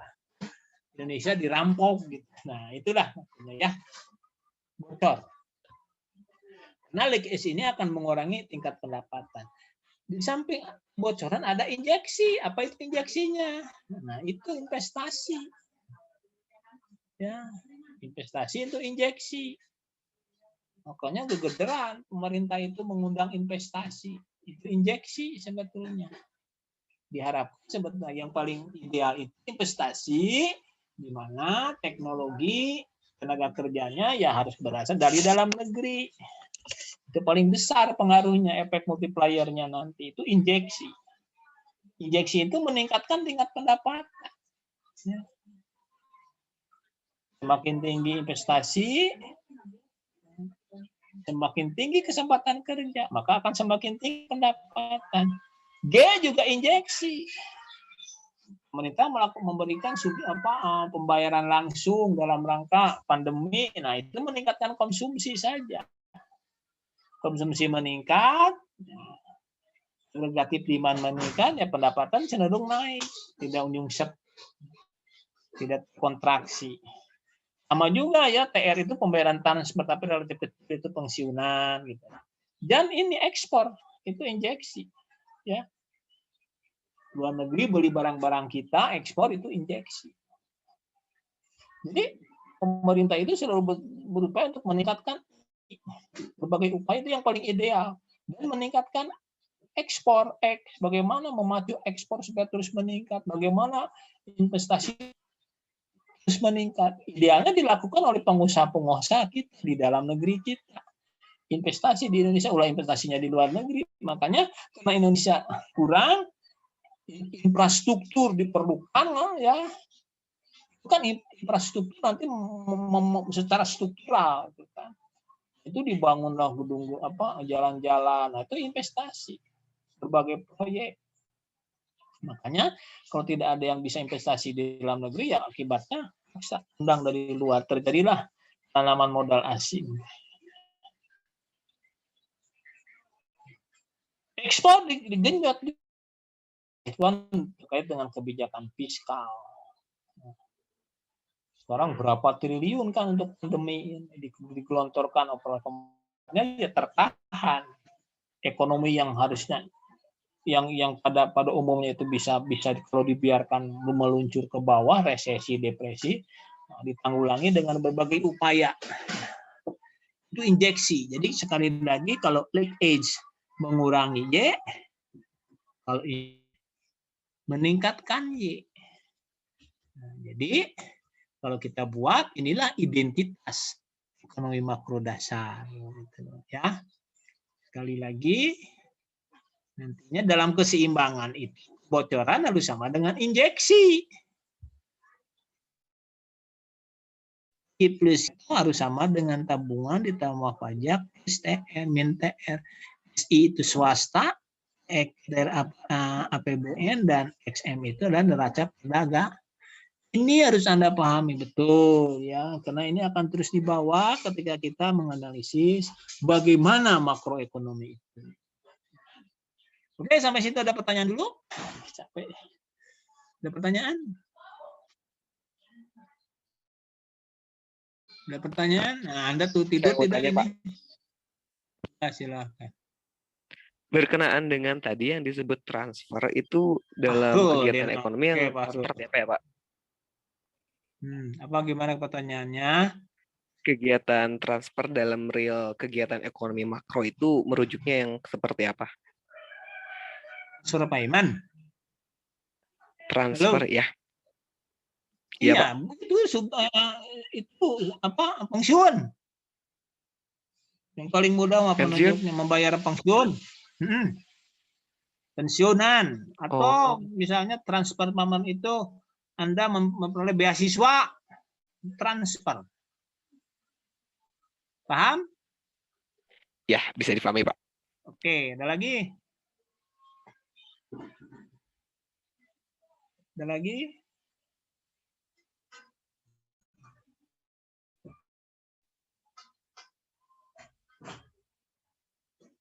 Oke, ada lagi?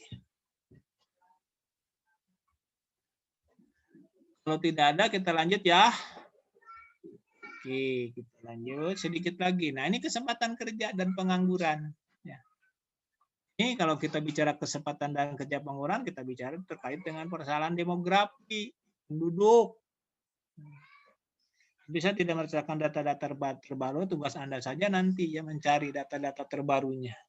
Tapi yang saya bicarakan itu dalam konteks substansial teorinya saja. Data-datanya belum sempat saya perbaharui ini bahan kuliah ini. Lagi dengan pandemi sekarang kan, mestinya data-data terbaru terkait dengan pandemi harus sudah masuk, tapi saya belum sempat. Makanya kemarin ya, fakultas kita mengadakan kuliah umum terkait dengan itu. Ya malum dosen ini kan mata kuliah sekarang kan ya saya pegang 7 mata kuliah beradu mesti ditambah lagi pekerjaan administratif ya harus masukkan spot segala macam lah gitu ya. Terus terang ya dengan sama juga dengan Anda barangkali ya. Dengan COVID ini membuat kita lebih capek. Baik, penduduk ini dipilah. Yang disebut dengan manpower. Siapa manpower itu? Ya penduduk yang berusia 15 ke atas. Itu manpower namanya. Tenaga kerja. Tapi belum tentu tenaga kerja itu merupakan angkatan kerja. Nah, nanti ada lagi bukan penduduk, bukan angkatan kerja, bukan tenaga kerja. Siapa saja bukan tenaga kerja itu ya penduduk yang di bawah 15 tahun. Dulu mah 10 tahun ya. Kalau sekarang berubah 15 tahun. Jadi yang disebut dengan tenaga kerja adalah penduduk yang berusia 15 ke atas. Kurang dari 15 bukan tenaga kerja. Nah, dari tenaga kerja itu nanti ada yang disebut dengan angkatan kerja. Labor force itu ya. Angkatan kerja itu dibedakan ada yang bekerja, ada yang menganggur. Terus, jadi seperti saya katakan dari tenaga kerja itu belum tentu menjadi angkatan kerja. Tenaga kerja bukan angkatan kerja ada. Tenaga kerja tapi bukan angkatan kerja. Ya, tenaga kerja yang bukan termasuk angkatan kerja yaitu orang-orang yang sedang studi, pelajar, mahasiswa, tidak mencari pegawaian kan Anda itu. Tugasnya kuliah. Nah, itulah pelajar dan mahasiswa. Ibu-ibu rumah tangga. Dan penerima pendapatan lain misalnya ya pensiunan yang tidak ikut ya. Di atas usia sudah 60 tidak aktif lagi di pasar tenaga kerja. Tapi kalau Anda sebagai pelajar Anda aktif mencari kerja dan sekarang Anda dari mana Anda bisa mengatakan aktif? Anda daftar di Depnaker sedang mencari kerja. Nah, itu masuk angkatan kerja. Makanya ketika Anda sudah lulus ingin pekerjaan kan harus masuk dulu Depnaker, daftar dulu. Memperoleh kartu apalah, kartu kuning atau apa saya lupa lagi ya. Artinya ketika Anda daftar di Depnaker itu Anda sedang aktif mencari pekerjaan.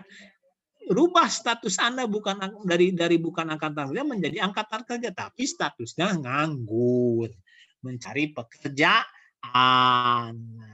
Kalau saya termasuk angkatan kerja yang bekerja, karena sedang bekerja. Gitu. Oke, paham ya? Itu konsepnya. Berikutnya, penawaran tenaga kerja. Jadi kita bisa menyatakan penawaran tenaga, tapi tidak disebut penawaran angkatan kerja ya. Disebutnya penawaran tenaga kerja. Ini bisa dilihat secara absolut, ya, yaitu jumlah angkatan kerja, ya, dan jumlah kerja yang bekerja. Jadi jumlah angkatan yang bekerja, ya, dan jumlah angkatan kerja yang menganggur. Gitu loh. Itu secara absolut. Jadi secara absolut penawaran tenaga kerja itu adalah jumlah angkatan kerja yang terdiri dari angkatan yang bekerja dan yang menganggur. Itu penawaran tenaga kerja.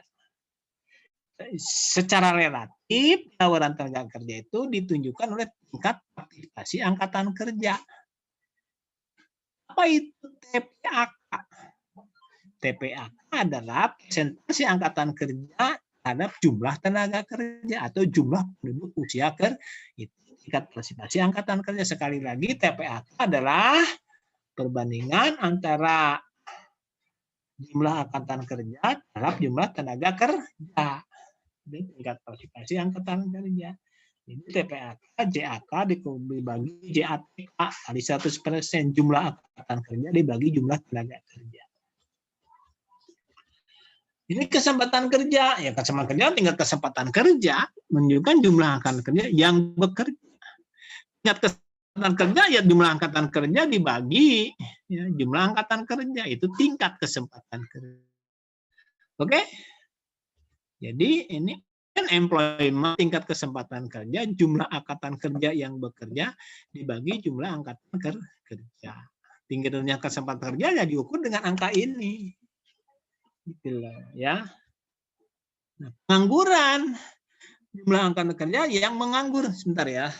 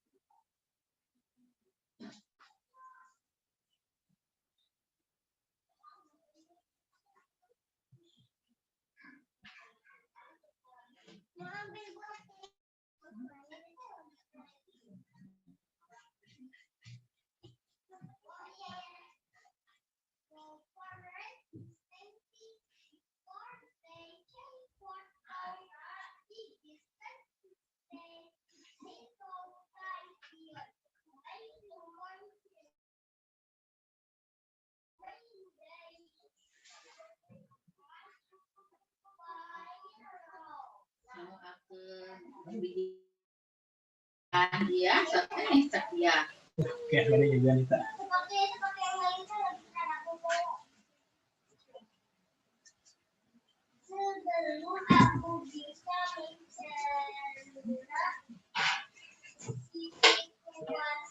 Oke, kita lanjut.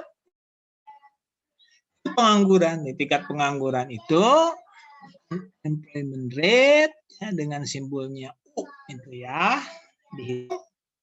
Pengangguran, tingkat pengangguran adalah jumlah angkatan kerja yang menganggur ya dibagi jumlah angkatan kerja. Itu tingkat pengangguran. Nah, ini yang sebentar. Ini yang di Indonesia ya. Jumlah angkatan kerja bekerja menganggur, jumlah bukan angkatan kerja. Ini data-datanya ya. Kan sensus sudah ada yang terbaru, pasti ada yang terbaru. Sensus kemarin kan ada, sekarang hasil sensus, berarti itu harus diupdate data-data ini dengan hasil sensus yang kemarin. Ini kondisi tenaga kerja ini 2000 sudah rubah ini ya data-data ini, karena sudah ada sensus terbaru ya. Nah, terakhir kita lihat sekarang yang disebut dengan hukum Okun ya. Hukum Okun yaitu menjelaskan hubungan antara pertumbuhan GDP real dengan pengangguran. Setiap 1% kenaikan pengangguran katanya akan pertumbuhan GDP cenderung turun sebesar 2%. Itu hukum Okun ya. Oke. Jadi percentage change in real GDP sama dengan 3% dikurangi kali perubahan di dalam tingkat kesempatan ke pengangguran. Dan satu lagi kurva Philip. Perhatikan oleh Anda, kurva Philip itu menjelaskan dalam jangka pendek terdapat hubungan negatif antara inflasi dan pengangguran. Jadi kalau kita ingin menurunkan inflasi, kita harus menerima tingkat pengangguran yang lebih tinggi. Dan sebaliknya, kalau pengangguran yang dikurangi, kita harus mau menerima inflasi. Nanti kita jelaskan ini gimana ya. Nah, ini ditemukan oleh Philip. Perhatikan oleh gambar Anda setiap tahun ini kan. Kalau ditarik ini data tahun 60-an saja oleh Anda lihat 69, 68, 67, 66. Terus setiap tahun itu 10 tahunan itu ada kurvanya tertentu gitu. Perhatikan oleh Anda tahun 70-an aja, 74, 79, 78, 77, 76 ya, hampir mendekati sebuah kurva yang apa dari kiri atas ke kanan bawah ya. Ini kalau diplot kurva ini ya, sebaran ini ya seperti ini. Nah, perhatikan oleh Anda nih. 69, 68, 67, 65, 64 terus membentuk pola tertentu. Kalau ditarik garis ini kan seperti ini. Nah, gitu. Kalau ditarik inilah yang disebut dengan kurva Philip. Ya. Kalau ditarik ini menjelaskan hubungan kalau kita dibaca ya, kurva Philip ini ya sebentar. Nah, kurva Philip ini kalau kita ingin menurunkan inflasi, kita harus mau menerima tingkat pengangguran yang lebih tinggi dan sebaliknya. Oke, itulah kuliah kita hari ini. Ya, ada pertanyaan? Ya, Pak, saya ada pertanyaan. Ya, silahkan. Setelah ada peristiwanya stagflasi, Pak, apakah kurva Phillips itu dianggap masih valid atau peristiwa stagflasi itu cuma pengecualian aja, jadi kurva Phillips masih dianggap ada benarnya? Jadi begini, saya belum menemukan jurnal terbaru terkait dengan itu. Ya. Jadi stagflasi itu kan, oke saya tanya dulu sekarang, ada yang tahu tentang stagflasi? Apa yang disebut dengan stagflasi? Ada yang tahu? Pak, peristiwa stagflasi itu di Amerika tahun 1970 kalau tidak salah, di mana tingkat inflasi tinggi namun pengangguran juga sama tingginya. Ya, bukan begitu stagflasi teh. Ada lagi pendapat lain? Ya, itulah yang disebutkan ya. Ada satu fenomena, dulu kan ada kurva Phillips, ada stagflasi ya.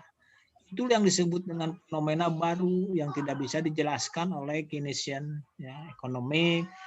Maka lahirlah Ratek untuk menjelaskan itu teh ya. Adanya stagflasi telah mendorong pemikiran-pemikiran baru dalam makroekonomi. Kenapa terjadi stagflasi? Ya. Stagnasi kemadenan yang diterai dengan inflasi. Ya.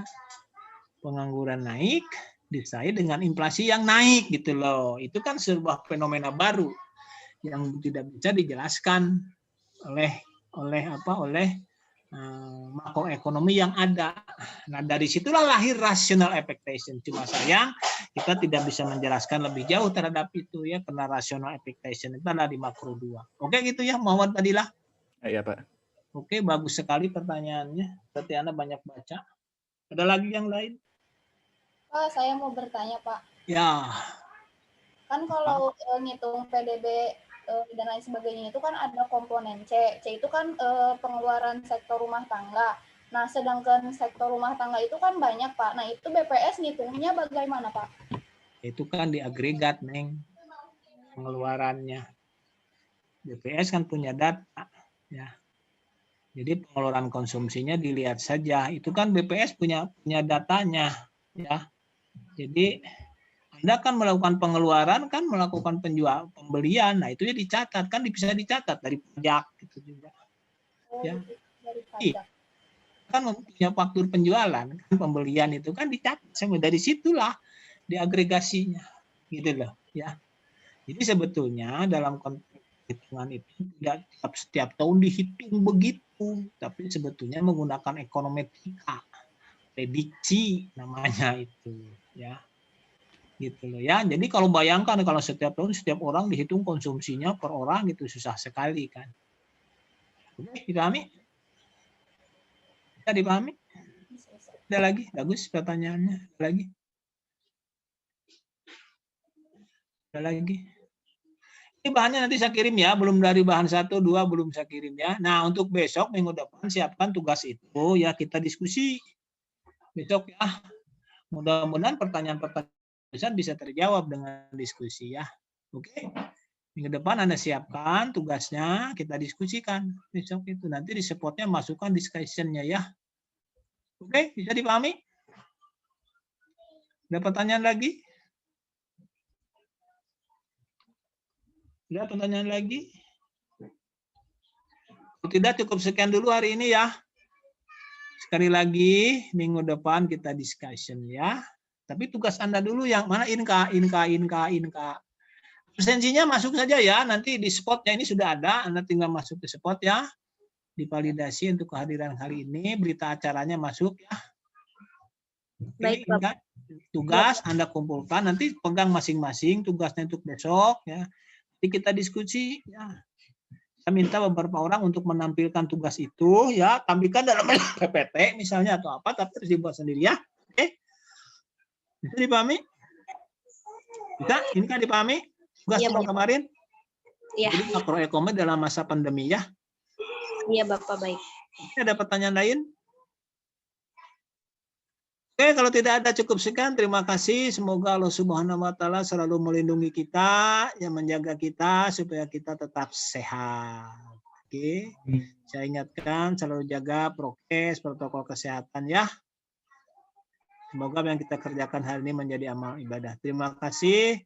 Assalamualaikum warahmatullahi wabarakatuh. Salam. Assalamualaikum warahmatullahi wabarakatuh. Terima kasih. Waalaikumsalam. Pak. Terima kasih Terima Bapak. kasih Bapak. Sebentar lupa saya. Mari kita foto bersama dulu. Mari foto. Foto bersama dulu. Bentar ya. Jadi saya gimana ini foto full screen dulu. Gimana caranya ini full screen-nya kok begini tuh tidak rubah-rubah ya? Yang munculnya gini aja, Desta tuh.